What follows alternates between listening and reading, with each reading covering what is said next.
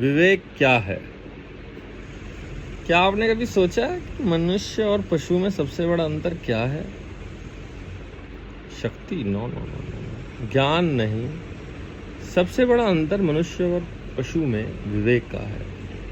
विवेक का अर्थ है सही और गलत, सत्य और असत्य, स्थायी और अस्थायी के बीच अंतर करने की क्षमता, जो हमें केवल देखने नहीं बल्कि समझने की शक्ति देता है। जब मन क्रोध से भर जाता है, विवेक कहता है रुको। जब लालच बढ़ता है, विवेक पूछता है क्या यह वास्तव में आवश्यक है। जब मोह हमें बांधता है, विवेक याद दिलाता है कि संसार की हर वस्तु परिवर्तनशील है। विवेक वह आंतरिक प्रकाश है जो अंधकार में भी सही मार्ग दिखाता है।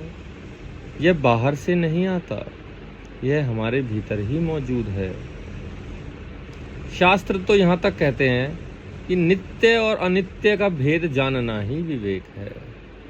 जो बदलता है वह अनित्य है, जो कभी नहीं बदलता वही सत्य है।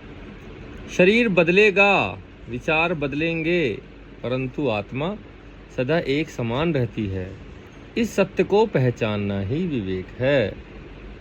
जिसके जीवन में विवेक जाग जाता है, उसके निर्णय स्पष्ट हो जाते हैं, उसका मार्ग सरल हो जाता है और उसका जीवन सत्य की ओर बढ़ने लगता है।